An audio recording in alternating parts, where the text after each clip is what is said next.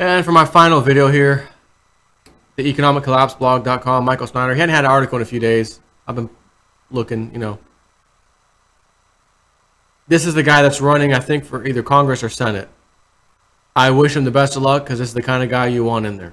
Okay? You want someone like this in there. He sees clearly, he understands what's going on, and he also notices and sees, we are a freaking nation of sheep, he says.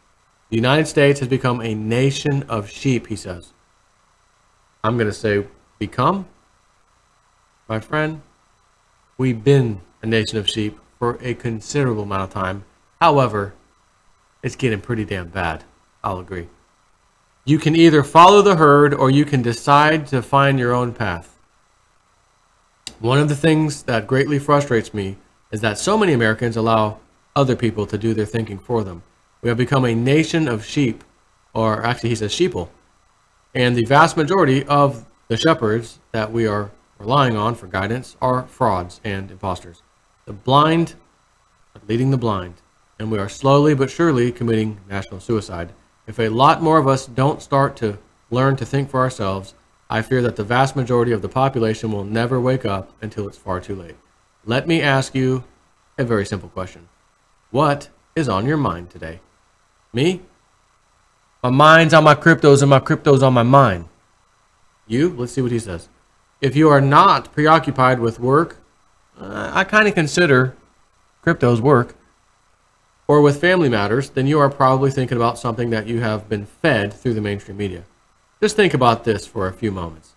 When you are sitting around the dinner table or you're chatting with someone at work, what do you tend to talk about? You guys ever seen my videos, Lunch with Joe and Frank? You know what we talk about. If you are like most people, many of your conversations will be about something that you saw on the news, a new movie that you watched, or a sporting event that has just happened.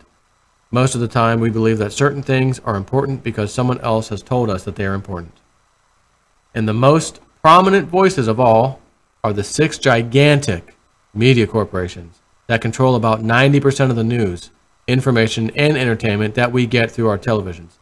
I know the statistic is a bit hard to believe, but let me share a little excerpt from a fact-checking website called trutherfiction.com. Don't tell me you thought I was going to say Snopes, that clown, and his prostitution parties, his wife divorcing him. Yeah, no, that's not a fact-checking website. That is a massively left, liberal-leaning website ran by a complete moron, again, who's now in middle of court battles with his ex-wife. Summary of e-rumor. 6 corporations own 90% of the media companies in America. The truth. This claim is true. News Corp, Disney, Viacom, Time Warner, CBS, and Comcast own 90% of the TV stations, radio stations, movies, magazines, and newspapers that 277 million Americans rely on for news and entertainment. Well, except for me and my subs. You don't count us in that. It's a statistic. Of course, those 6 corporate behemoths are owned by the elite of the world, and that is why the news never seems to change very much, no matter where you get it. It is imperative that we understand that everyone has an agenda. Every single movie, television show, documentary, and news program is trying to shape how you think. Sadly, many people completely disengage their mental filters once they sit down in front of the television, and they just passively consume whatever programming that is offered to them without even thinking twice about where it is coming from. Or I'll add, if there's an agenda inside the damn TV show you're watching. Like I tend to see a lot more homosexual things happening on regular TV. Oh, it's another zombie thriller. This looks kind of interesting. Now my boss will tell me about one. Actually, the owner of the company I work for. He's like, man, I'm watching this show the other day. It's really interesting. It's like a new series. And it's like these people in outer space. Like calamity happened on Earth. They've been living there for like 100 years or something. And it's like oxygen and things are running out, so they got to send like a pod down with a few people to kind of check, how has Earth recovered? Can we come down there and live again? Are people trying to kill each other? Survival. And they land, and it gets kind of interesting. He says, next thing you know, then there's 2 girls are kissing and making out. Then there's just 2 guys kissing and making out. I was like, man, it just completely ruined the show, and that was it. I was done. Why does that have to be put in your face? That's why I'm asking. Why does that have to be put in our faces? We know what it is. We know there's gay people out there.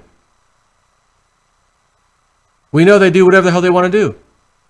But do I have to sit here and know that this is being put in there? It's a script. All these shows are scripts. This isn't like, oh, it just happened to take place on the show while they were filming. No.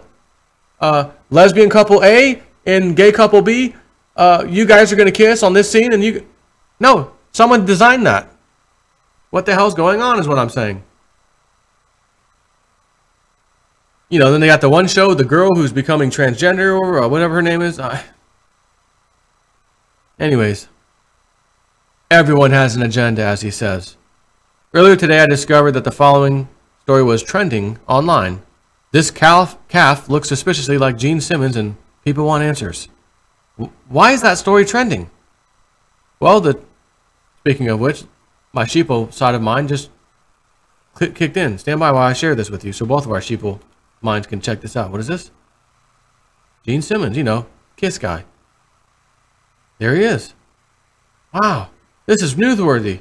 This is massively newsworthy. Anyways, why is the story trending? Well, the truth is that at some point, a big media gatekeeper somewhere decided that this is something that we should all be focusing on. But of course, there are thousands of pressing issues that would be far more worthy of our attention. The key is to keep us all confused and distracted so that we can never focus on what is truly important. For example, this guy, Imam, whatever his name is, the IT Pakistani guy with the DNC, Clinton, Wasserman, Schultz, he was with, according to Alex Jones's buddy, what's his name?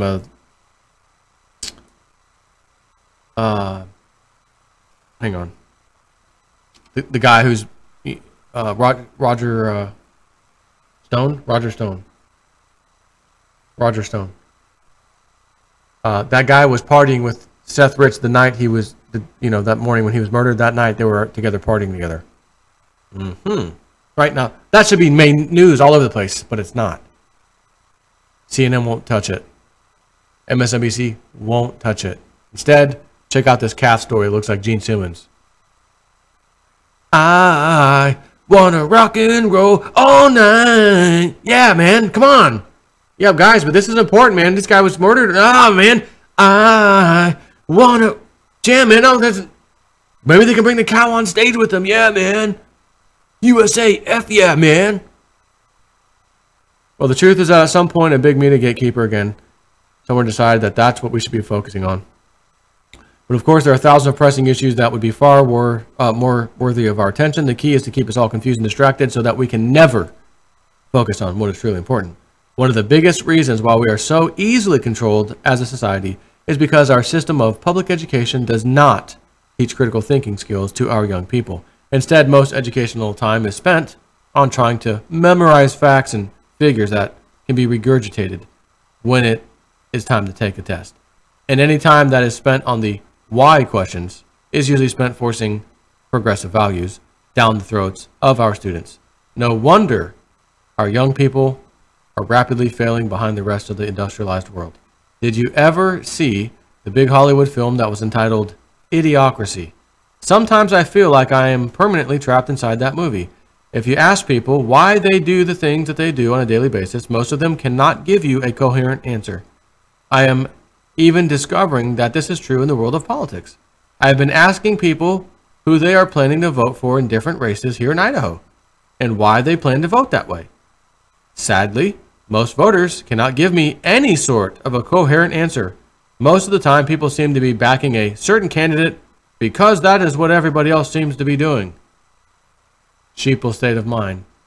Not Empire state of mind, Jay-Z. Sheeple state of mind. Concrete jungle, that's where it's made of. There's nothing sheeple can't do.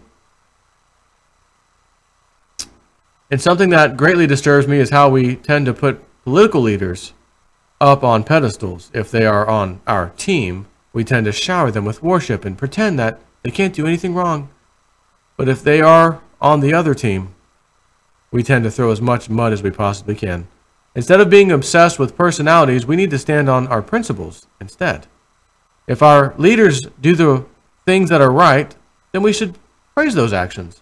But if they do what is wrong, then we should be willing to hold them accountable. Even if, well, I'm a Democrat and Obama's a Democrat, or Hillary's a Democrat, and she just did this, or he just... You need to say, hey, I'm on your team. What the hell are you guys doing? Instead of saying, there's nothing there. It's nothing. It's nothing. It's not an issue. Don't worry about it. The guy just got killed for leaking information named Seth Rich. That's nothing. He did not. He got robbed. They didn't take anything. His wallet's still there. There's nothing there. There's nothing to see. I have been having a number of conversations about being red-pilled. You know, take the blue pill or red pill.